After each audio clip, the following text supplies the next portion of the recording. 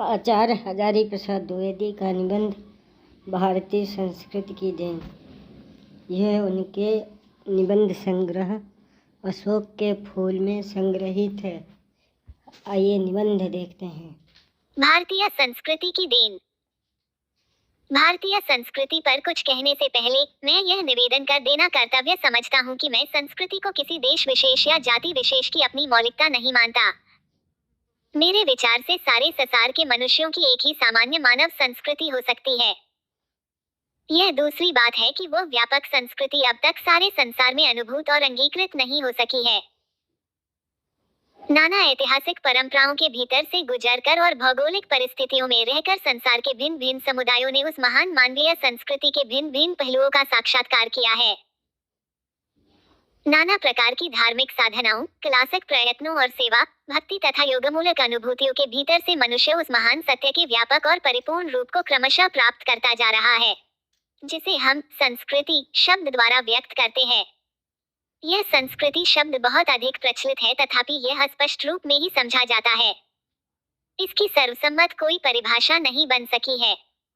प्रत्येक व्यक्ति अपनी रुचि और संस्कारों के अनुसार इसका अर्थ समझ लेता है। फिर इसको एक स्पष्ट भी नहीं कह सकते, क्योंकि प्रत्येक मनुष्य जानता है कि मनुष्य की श्रेष्ठ साधनाएं ही संस्कृति है। इसकी अष्टता का कारण यही है कि अब भी मनुष्य इसके संपूर्ण और व्यापक रूप को देख नहीं सका है। संसार के सभी महान तत्व इसी प्रकार मानव एक चित्त में स्पष्ट रूप से श्राभासित होते हैं। उनका आभासित होना ही उनकी सत्ता का प्रमाण है। मनु को श्रेष्ठतर मान्यताएं केवल अनुभूत होकर ही अपनी महिमा सूचित करती हैं। उनको स्पष्ट और सुव्यवस्थित परिभाषा में बांधना सब समय संभव नहीं होता। केवल नेति नेति कहकर ही मनुष्य ने उस अनुभूति को प्रकाशित किया है। अपनी चरम सत्यानुभूति को प्रकट करते समय कबीरदास ने इसी प्रकार की विवशता का अनुभव करते हुए कहा था, ऐसा लो नहीं तैसा लो, मैं के ही विधि कहाँ अनूठा लो। मनुष्य को सामान्य संस्कृति भी बहुत कुछ ऐसी ही अनूठी वस्तु है। मनुष्य ने उसे अभी तक संपूर्ण पाया नहीं है, पर उसे पाने के व्यग्र भाव से उद्योग कर रहा है। यह मारकाट, नोच खपोट और झगड़ा टटा भी उसका प्रयत्न के अंग है।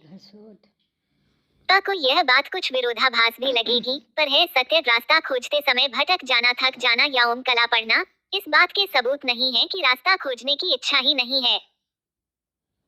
कविवर रविंद्रनाथ ने अपनी कविजनोचित भाषा में इस बात को इस प्रकार कहा है कि यह जो लोहार की दुकान की खटाखट और धूल धक है, इनसे घबराने की जरूरत नहीं है। यहाँ वीणा के तार तैयार हो रहे हैं।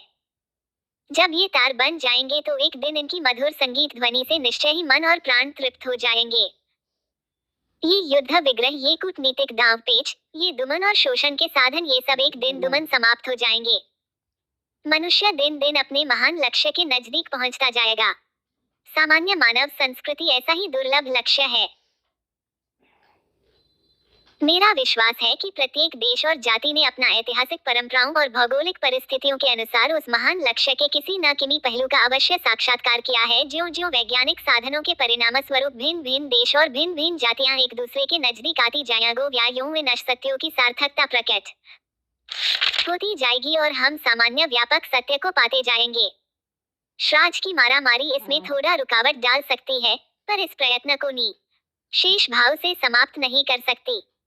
अपने इस विश्वास का कारण मैं आगे बताने का प्रयत्न करूंगा। जो आदमी ऐसा विश्वास करता है, उसमें संस्कृति के साथ भारतीय विशेषण जोड़ने का अर्थ पूछना नितांत संगत है। क्या भारतीय से मतलब भारतवर्ष के समस्त अच्छे बुरे प्रयत्न और संस्कार हैं? नहीं, समस्त भारतीय संस्कार अच्छे ही हैं या मनुष्य की सर्वोत्तम साधना की ओर अग्रसर करने वाले ही हैं। ऐसा मैं नहीं मानता। ऐसा देखा गया है कि एक जाति ने जिस बात को अपना अत्यंत महत्वपूर्ण संस्कार माना है, वह दूसरी जाति की सर्वोत्तम साधना के साथ मेल नहीं खाता। ऐसा भी हो सकता है कि एक जाति के संस्कार दूसरी जाति के संस्कार के एकदम उल्टे पड़ते हो सकता है कि एक जाति मंदिरों और मूर्तियों के निर्माण में ही अपनी कृतार्थता मानती हो, और यह भी हो सकता है कि दूसरी जाति उनको तोड़ डालने को ही अपनी चरम सार्थकता मानती हो। ये दोनों परस्पर विरुद्ध है। ऐसे स्थलों पर विचार करने की आवश्यकता होगी। सत्य परस्पर विरोधी नहीं होता। प्रसिद्ध संत रज्जबदास ने कहा था, सब सांच मिले सो सांच है, न मिले सो भूल। संपूर्ण सत्य विरोधी होता है। जहाँ भी अवरोधी दिखे वहाँ सोचने की जरूरत होगी। हो सकता है कि दो भिन्न भिन्न जन समुदाय मोहवश दो असत्य बातों को ही बड़ा सत्य मान बैठे हों। हो सकता है कि दोनों में से एक सही हो और दूसरा गलत। साथ ही यह भी हो सकता है कि दोनों सही रास्ते पर हों पर उनके दृष्टिकोण गलत हो। यदि हमें अपनी गलती मालूम हो तो उसे निर्मम भाव से छोड़ देना होगा। महाभारत ने बहुत पहले घोषणा की थी कि जो धर्म दूसरे धर्म को बाधित करता है वह धर्म नहीं है, कुधर्म है। सच्चा धर्म अविरोधी होता है। धर्मो यो बाधते धर्म न स धर्म कुधर्म तत् अविरोधी तु यो धर्म स धर्मो युतिसतम। मैं जब भारतीय विशेषण जोड़कर संस्कृति शब्द का प्रयोग करता हूँ तो मैं भारतवर्ष द्वारा अधिगत और साक्षात्कृत विरोधी धर्म की ही बात करता हूँ। अपनी विशेष भौगोलिक परिस्थिति में और विशेष ऐतिहासिक परंपरा के भीतर से मनुष्य के सर्वोत्तम को प्रकाशित करने के लिए इस देश के लोगों ने भी कुछ प्रयत्न किए हैं। जितने अंश में वह प्रयत्न संसार के अन्य मनुष्यों के प्रयत्न का अविरोधी है, उतने अंश में वह उनका पूरक भी है। भिन्न भिन्न देशों और भिन्न भिन्न जातियों के अनुभूत और साक्षात्कृत अन्य अविरोधी धर्मों की भांति वध मनुष्य की जय यात्रा में सहायक है। वह मनुष्य के सर्वोत्तम को जितने अंश में प्रकाशित और अग्रसर कर सका है उतने ही अंश में सार्थक और महान है। वही भारतीय संस्कृति है। उसको प्रकट करना, उसकी व्याख्या करना या उसके प्रति जिज्ञासा भाव उचित है। यह प्रयास अपनी बड़ाई का प्रमाण पत्र संग्रह करने के लिए नहीं है, बल्कि मनुष्य की जय यात्रा में सहायता पहुंचाने के उद्देश्य से प्ररोचित। इसी महान उद्देश्य के लिए उसका अध्ययन, मनन और प्रकाशन होना चाहिए। मनुष्य की जय यात्रा। क्या मनुष्य ने किसी अज्ञात शत्रु को परास्त करने के लिए अपना दुर्धर रथ जोता है? मनुष्य की जय यात्रा क्या जानबूझकर लोकचित को व्यामोहित करने के लिए यह पहेली जैसा वाक्य बताया गया है। मनुष्य की जय यात्रा का क्या अर्थ हो सकता है? परंतु मैं पाठकों को किसी प्रकार के शब्द जाल में उलझाने का संकल्प लेकर नहीं श्राया हूँ। मुझे यह वाक्य सचमुच बड़ा बल देता है। न जाने किस अनादि काल के एक अज्ञात मुहूर्त में यह पृथ्वी नामक ग्रहपिंड सूर्य मंडल से टूटकर उसी के चारों ओर चक्कर काटने लगा था। मुझे उस समय का चित्र कल्पना के नेत्रों से देखने में बड़ा श्रानंद आता है। उस सद्यस्त्रुटित धरित्री पिंड में ज्वलंत गैस भरे हुए थे। कोई नहीं जानता कि इन असंख्य अग्निगर्भ कणों में से किसमें या किनमें जीवतत्व का अकुर वर्तमान था। शायद वह सर्वत्र परिव्याप्त था। इसके बाद लाखों वर्ष तक धरती ठंडी होती रही, लाखों वर्ष तक उस पर तरल तप्त धातुओं की लहाचेह वर्षा होती रही, लाखों वर्ष तक उसके भीतर और बाहर प्रलयकांड मचा रहा। पृथ्वी अन्य ग्रहों के साथ सूर्य के चारों ओर उसी प्रकार नाचती रही। सर्कस के घोड़े नाचते रहते हैं। उचित अवसर की प्रतीक्षा में बैठा। जिस प्रकार खिलाड़ी के इशारे पर जीवत स्थिर अविक्षुब्ध भाव से रहा। अवसर थाने पर उसने समस्त जड़ शक्ति के विरुद्ध विद्रोह करके सिर उठाया, नगण्य तृणाकुर के रूप में। तब से आज तक संपूर्ण जशक्ति अपने आकर्षण का समूचा वेग लगाकर भी उसे नीचे की ओर नहीं खींच सकी। सृष्टि के इतिहास में यह एकदम अघटित घटना थी। योजक चिन्ह। बतख महाकर्ष ग्रेविटेशन पावर के विराट वेग को रोकने में कोई समर्थ नहीं हो सका था। जीवतत्व प्रथम बार अपनी ऊर्ध्वगामिनी वृत्ति की श्रद्धा ताकत के बल पर इस महाकर्ष को अस्वीकार कर सका। तब से वह निरंतर अग्रसर होता गया। मनुष्य उसी का अंतिम परिणति है।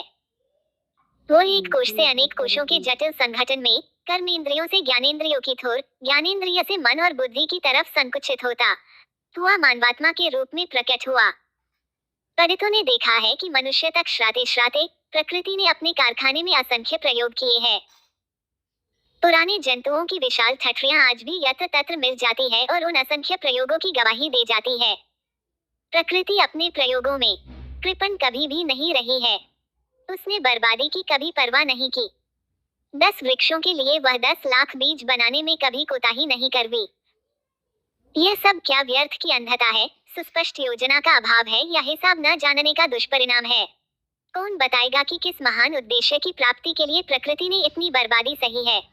हम केवल एक जानते हैं कि जब जीवतस्त्र समस्त विघ्न बाधाओं को प्रतिक्रम करके मनुष्य रूप में अभिव्यक्त हुए तब इतिहास हो बदल गया।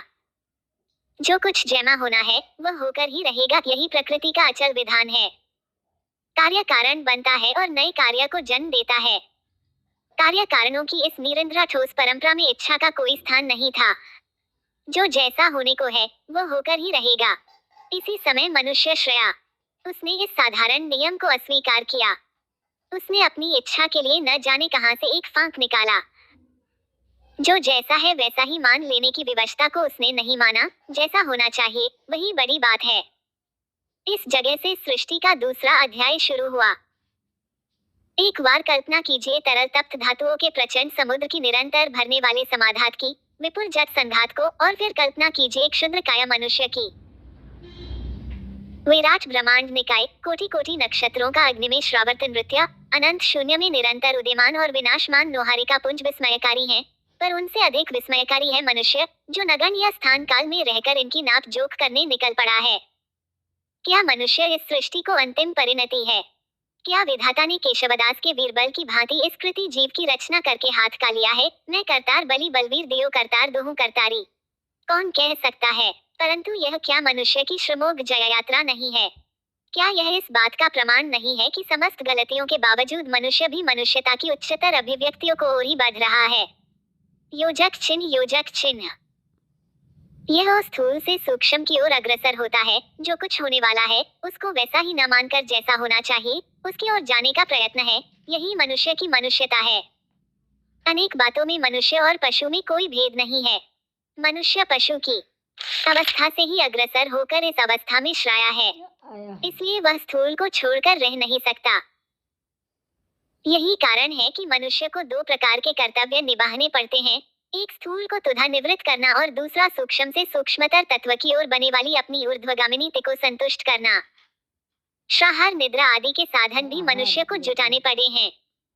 यद्यपि मनुष्य बुद्धि ने इनमें भी कमाल का उत्कर्ष दिखाया है, पर प्रयोजन प्रयोजन ही है।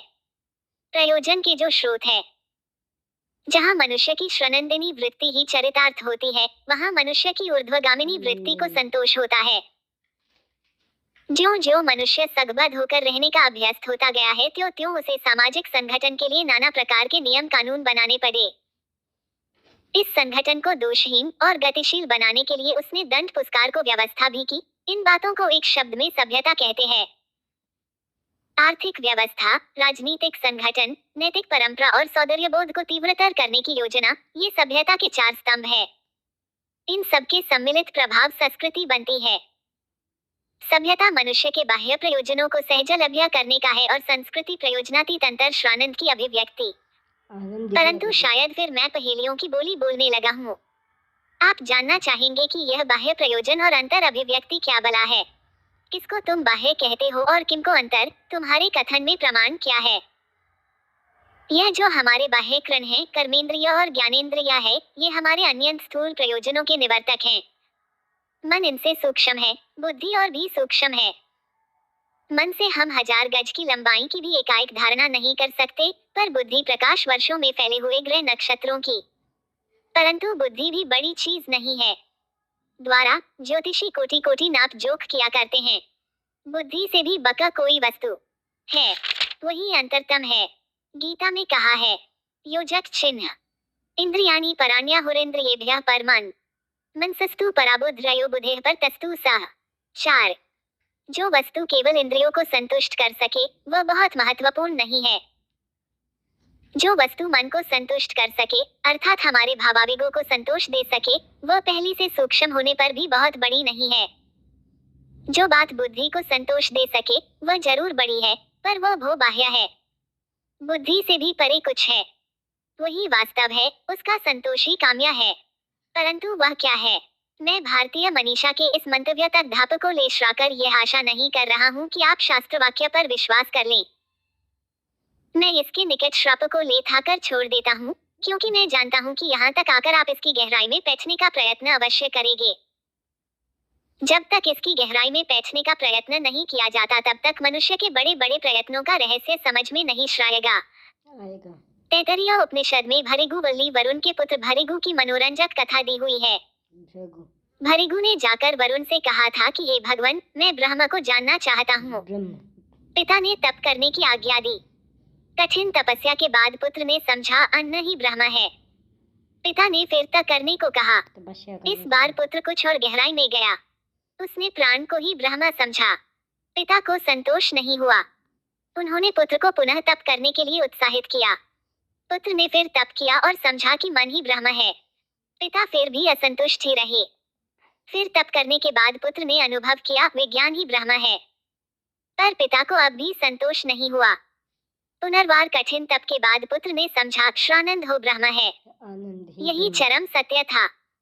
इस प्रकार अन्न, भौतिक पदार्थ, प्राण, मन, विज्ञान, बुद्धि, आनंद, अध्यात्म तत्व, ये ही ज्ञान के 5 योजक चिन्ह स्तर है।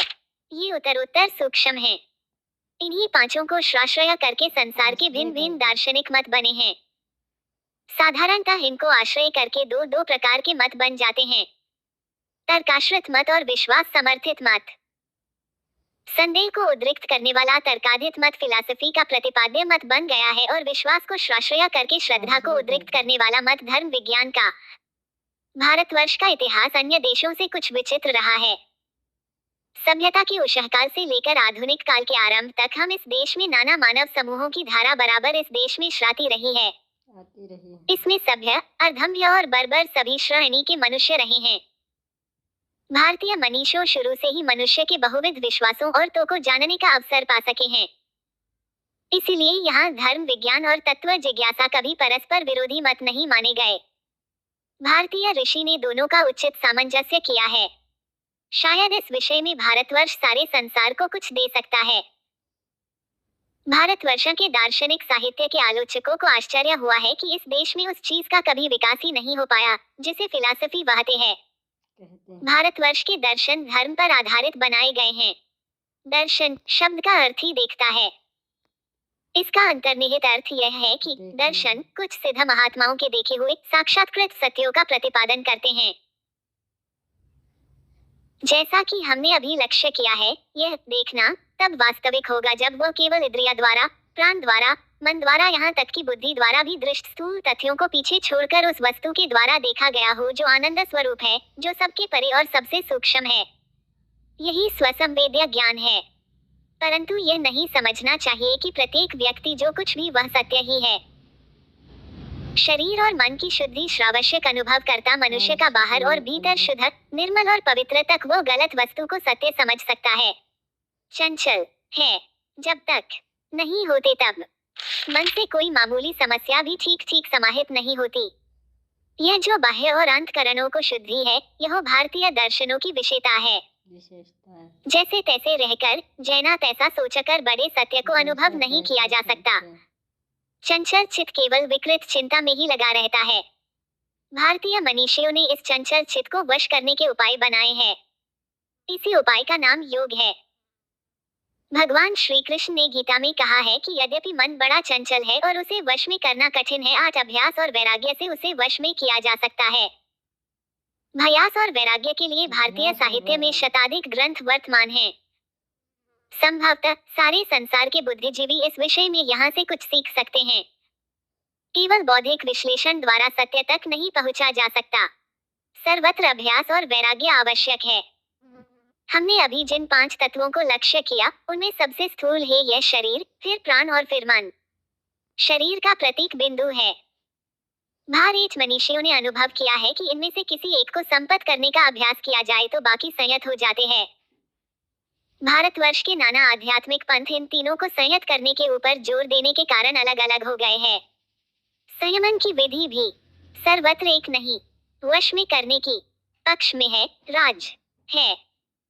नाना बौद्ध और शाक्त साधनाओं में बिंदु को विधियां बताई गई है। हठयोग प्राण को वश भरने की, योग मन को वश करने की विधि बताता है। ये सब अभ्यास द्वारा सिद्ध होते हैं। ऊपर ऊपर से देखने वाले आलोचक भारतीय साधन मार्गों में हैं। इतना अधिक भेद देखते हैं कि उन्हें समझ में ही नहीं भाता कि ये विभिन्न पंथ किस प्रकार अपने को एक ही मूल उद्गम से उद्भूत बताते हैं। गहराई में जाने वाले के लिए ये विरोध नगण्य है। नाना भांति के अभ्यास के द्वारा साधक विदु, प्राण और मन को रिथा करता है। तब जाकर अंतःकरण निर्मल स्फटिक मणि के समान होता है, परंतु भ्रांति का अवकाश रहता है। इसीलिए भारतीय मनीषियों ने केवल अभ्यास को ही एकमात्र साधन नहीं माना। श्रभ्यास के साथ वैराग्य होना चाहिए। राग द्वेष वश जो इंद्रिय चांचल्य होता है उसको रोहना, राग और विराग के विषयों को अलग अलग समझ सकना, मन द्वारा विषयों की चिंता और अंत में मानसिक उत्सुकता को दबा देना, ये सब वैराग्य के भेद हैं। परंतु प्रली वैराग्य तब होता है जब अंतरात्मा समस्त इंद्रियार्थों से और मन बुद्धि श्रादी सब तत्वों से अपने को पृथक समझ लेता है। इस प्रकार अभ्यास और वैराग्य से चित्त स्थिर होता है और बुद्धि निर्मल होती है। केवल उसी समय परम सत्य का साक्षात्कार होता है। मेरा अनुमान है कि विचार का यह प्रकृष्ट पंथ है, परंतु यह मेरा दावा नहीं है कि मैं इस बात को ठीक ठीक समझ सकता हूँ। वस्तुतः यह साधना का विषय है, परंतु यह समझना कठिन नहीं है कि किसी बात की सच्चाई तक पहुँचने के लिए एक प्रकार के बौद्धिक वैराग्य की आवश्यकता है। संसार की समस्त जटिल समस्याएं नित्य प्रति और भी जटिल इसलिए होती जाती है कि इन पर विचार करने वालों में मानसिक संयम और बौद्धिक वैराग्य का अभाव है। लोग अपने अपने विशेष स्वार्थी और विचार पद्धतियों के भीतर से दूसरों को देखने का प्रयास करते हैं और समस्याएं और भी जटिलतर होती जाती हैं। बौद्धिक वैराग्य हो मनुष्य को संस्कृत बनाता है। उद्धरण चिन्ह। भारतवर्ष का साहित्य बड़ा विशाल और विपुल है। उसने ज्ञान और साधना के क्षेत्र में नाना भाव से विचार किया है। मैं सबकी चर्चा करने योग्य अधिकारी भी नहीं हूँ और यहाँ इतना समय भी नहीं है, परंतु इतना स्मरण कर लेना उचित है कि ये जो आध्यात्मिक परम सत्य की उपलब्धि है और जिसके लिए शारीरिक, मानसिक और बौद्धिक संयम और वैराग्य की बात बताई गई है, सिर्फ यही एकमात्र काम्य नहीं बताया गया। यद्यपि यह परमोत्तम लक्ष्य है, पर इस लक्ष्य की पूर्ति योजक चिन्ह के पहले प्रत्येक व्यक्ति को कुछ ऋण चुका लेने पड़ते हैं। बहुत थोड़े लोगों को इन ऋणों से छुटकारा दिया गया है। अधिकांश लोग इन ऋणों को चुकाए बिना किसी भी बड़ी साधना के अधिकारी नहीं हो सकते। भारतीय विश्वास के अनुसार मनुष्य 3 प्रकार के ऋण को लेकर पैदा होता है। ये 3 ऋण हैं, देवेन, ऋषिऋण और पितृऋण। पैदा होते ही मनुष्य अपने संपूर्ण शरीर और इंद्रियों को पा जाता है। ये इंद्रियां उसे न मिलती तो न तो वह संसार का कुछ आनंद ही उपभोग कर सकता, न कुछ नया दे ही सकता। निश्चय ही वह माता पिता के निकट इसके लिए ऋणी है। परंतु वस्तुतः वह अनादिकालीन धारा का परिणाम पितृ पितामहों ने उसे जो शरीर दिया है, उसका क्या कोई प्रतिदान दे सकता है?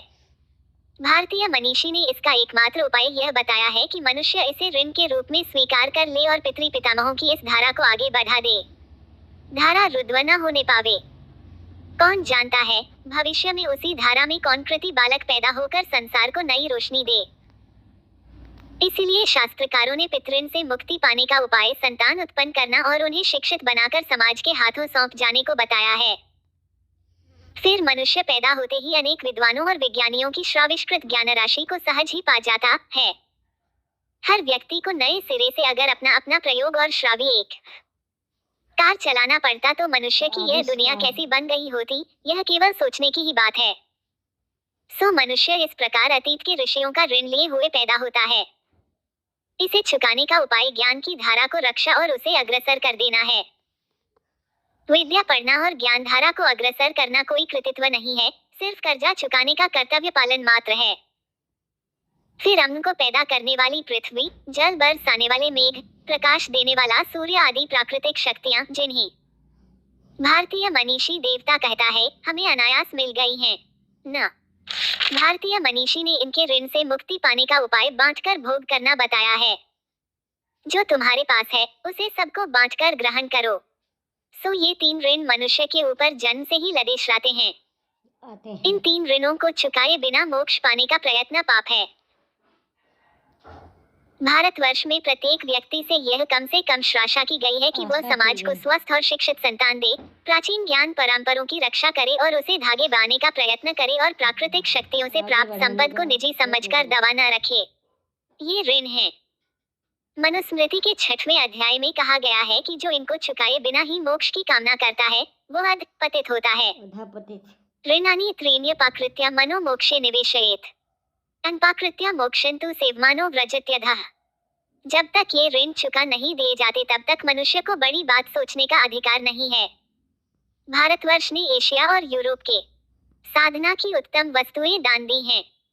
देशों को अपनी धर्म उसने अहिंसा और मैत्री का संदेश दिया है। क्षुद्र दुनियावी स्वार्थों की उपेक्षा करके विशाल श्राध्यात्मिक अनुभूतियों का उपदेश दिया है और उनसे जिन बातों को है ग्रहण किया है वे भी उसी प्रकार महान और दीर्घस्थायी रही हैं। उच्चतर क्षेत्र के श्राद्धान प्रदान के ठोस चिन्ह अब भी इस भूमि के नीचे से निकलते रहते हैं और विदेशों में मिल जाया करते हैं।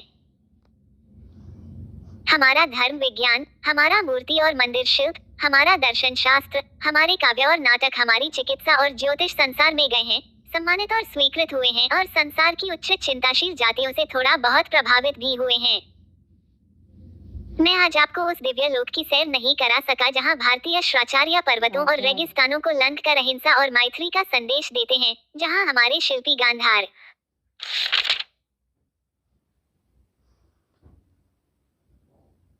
और यवन कलाकारों के साथ मिलकर पत्थर में जान डाल रहे हैं, जहां अरब और ईरान के मनीषियों के साथ मिलकर वे चिकित्सा और ज्योतिष का प्रचार कर रहे हैं, जहां मलय और यवद्वीप में वहां के निवासियों से मिलकर शिल्प और कला में नया प्राण संचार कर रहे हैं।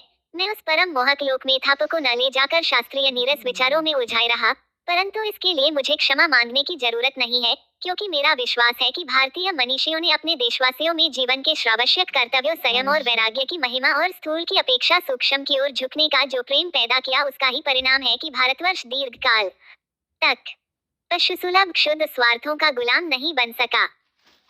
श्राज हम सांस्कृतिक दृष्टि से जो बहुत नीचे गिर गए हैं, उसका प्रधान कारण यही है कि हम इस महान आदर्श को भूल गए हैं। मेरा विश्वास है कि इन आदर्शों को नई परिस्थितियों के अनुकूल बनाकर ग्रहण करने से हम तो ऊपर उठेंगे ही, सारे संसार को भी उसमें कुछ न कुछ ऐसा अवश्य मिलेगा जिससे उसे वर्तमान प्रलयंकर अवस्था से उबरने का मौका मिले। भारतवर्ष ने सामान्य मानवीय संस्कृति को पूर्ण और व्यापक बनाने की जो महती साधना की है, उसके प्रत्येक पहलू का अध्ययन और प्रकाशन हमारा अत्यंत महत्वपूर्ण कर्तव्य होना चाहिए।